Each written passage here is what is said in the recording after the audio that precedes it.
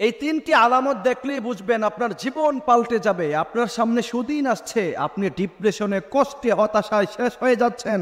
No tension. যদি দেখেন আপনার জীবনে এই তিনটি আলামত ঘটে যাচ্ছে, তাহলে আপনার জন্য সুসংবাদ।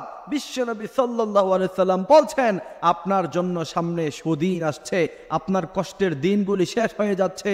যেমন করে আল্লাহ সুবহানাহু ওয়া তাআলা সূরাত আলাম নাশরাহের মধ্যে স্পষ্টভাবে বলেছেন, ফা ইন্না মাআল উসরি ইউসরা।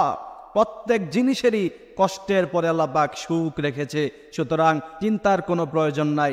যদি দেখেন যে আপনার মধ্যে তিনটি আলামত পাওয়া যায়। বিশ্বনবী সাল্লাল্লাহু আলাইহি ওয়াসাল্লাম অনেকগুলি নিশানা দিয়েছেন যে তোমরা বুঝতে পারবা যে তোমাদের কোন সময় সামনে সুদিন আসছে। অনেক সময় কষ্টে, ক্লাসে মানুষ কষ্ট করতে করতে এমন ডিপ্রেশনে পড়ে যায়, মনে করে আর জীবনে কোনোদিন আমার শান্তি আসবে না, পৃথিবী থেকে চলে যাব, আত্মহত্যা করব। বিশ্বনবী বলছেন, ও তুমি যদি দেখতে পাও যে তোমার জীবনে এই তিনটি আলামত ঘটে যাচ্ছে, তাহলে তুমি বুঝবা যে তোমার জীবনে সুদিন আসছে।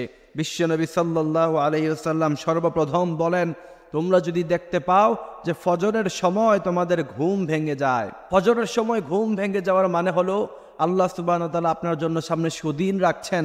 ফজরের সময় হঠাৎ করে আপনার ঘুম ভেঙে যায়।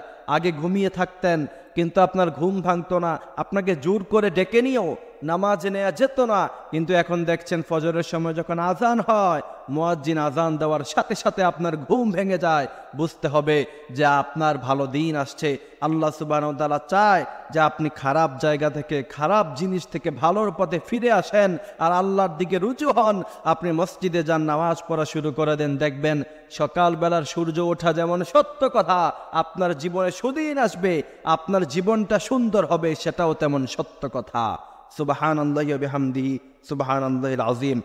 দ্বিতীয় নাম্বার যে আলামত দেখলে আপনি বুঝবেন যে আপনার জন্য সুদিন চলে আসছে, আপনার খারাপ দিন চলে যাচ্ছে, সেটা হচ্ছে যদি দেখতে পান হঠাৎ করে আপনি ইবাদতে মনোযোগী হয়ে যাচ্ছেন।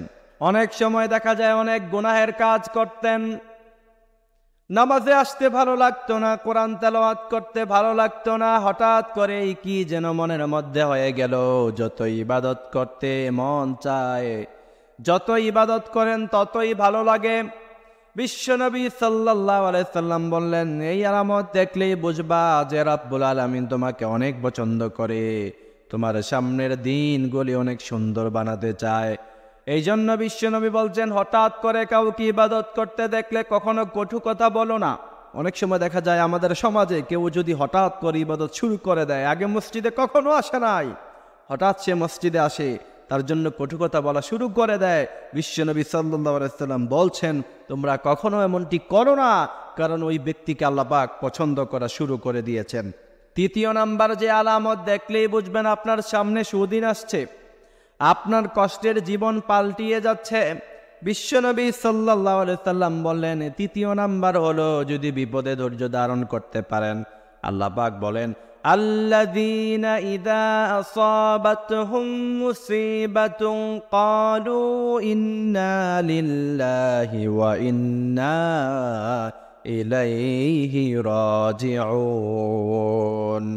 মুসিবতের মধ্যে যখনই পড়বেন তখনই ধৈর্য ধারণ করবেন।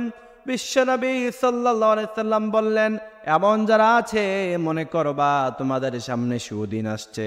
এজন্য প্রিয় ভাইরা আমার, এই তিনটি আলামত যদি আপনার মধ্যে আপনি দেখতে পান, তাহলে আপনি বুঝবেন যে আপনার কষ্টের দিন শেষ হয়ে যাচ্ছে, আপনার সামনে সুদিন এনে দিচ্ছেন আল্লাহ পাক।